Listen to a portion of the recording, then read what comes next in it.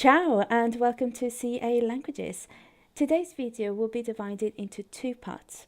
The first one will explain how Italian meals work, and the second will show you some of the traditional dishes that you will find in Italy, and we'll go through some menus and things that I would suggest. Now, the biggest thing you'll notice about the Italian cuisine is the huge emphasis on freshness. All food has to be nice and fresh. Now, a quick tip that I would like to give to you while you're traveling to Italy is to avoid tourist places. Now, what do I mean for avoiding tourist places? If you go to the main squares or main tourist areas, not only you will find that the food is all the same, no matter which place you go, it's all exactly the same, but it's all made for tourists, such as a big plate of pizza, pasta, burgers, but they all overcharge. Now, what do I mean by overcharge? I mean that in these famous areas, you will be charged for service, even if you just want to sit down for a quick drink. This happens in most famous cities, and there's a good reason for it. The businesses in those areas have to pay double the tax than other businesses without a direct connection to those famous places. So, you are in Venice, you're walking around, you're in Piazza San Marco, and you need a drink because of the summer heat.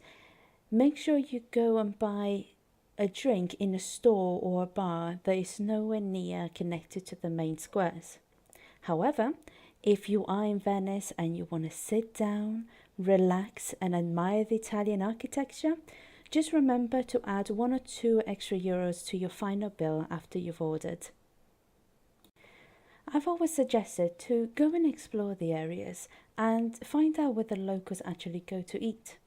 You will not expect a full plate of pasta, but more like a slice of pizza or a small hot snack.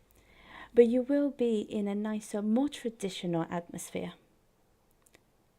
Most menus that you will encounter in Italy, and of course they will be in Italian, but don't worry, in the second part of this video I will be going through into more details about different dishes found in bars and restaurants.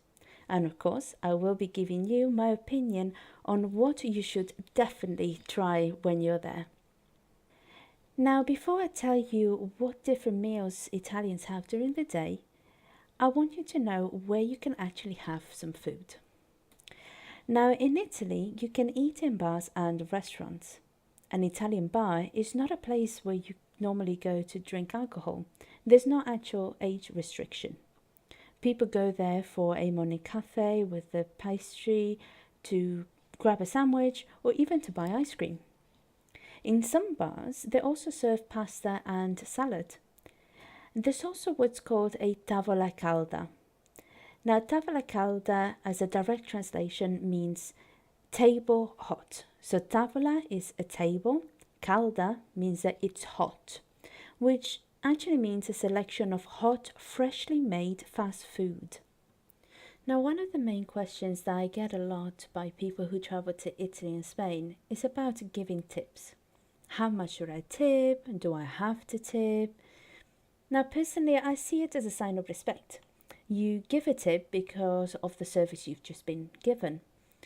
If you're happy with the service, if the person who has been helping you out is nice, or if the food was really enjoyable and it made the purpose of filling you up, then yes, you do have to give a tip.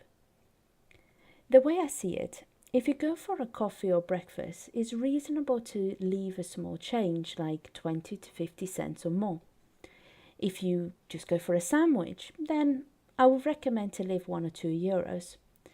And finally, if you go for an evening meal at a restaurant when you're enjoying main courses and wine, then I would recommend to leave at least 5 euros or more per person.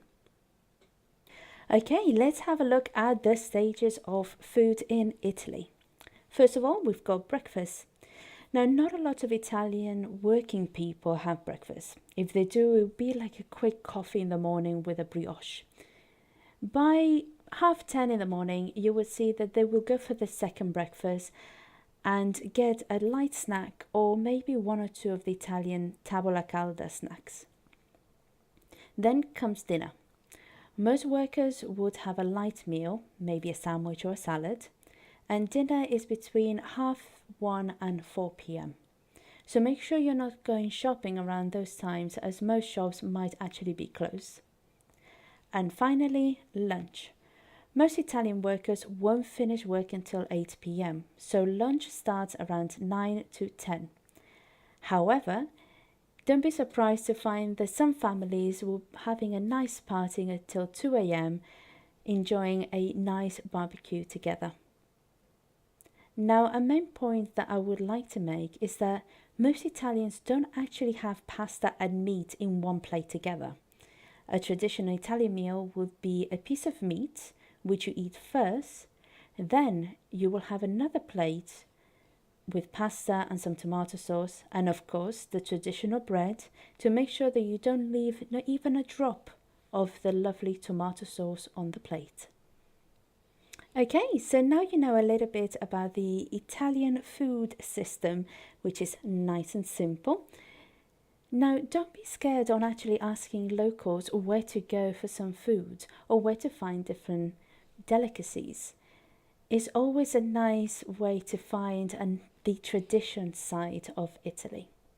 The tourist places are a good place for quick meals, made appealing for those that have got short timetables. But I definitely do recommend to explore and find the gems that you would never have thought that you could have experienced. If you want to know about the main dishes in Italy and how to read the menu, make sure you click on the next video of part 2. I do hope you've enjoyed this video. Make sure you like, subscribe and click that little bell so you know when the next video is up.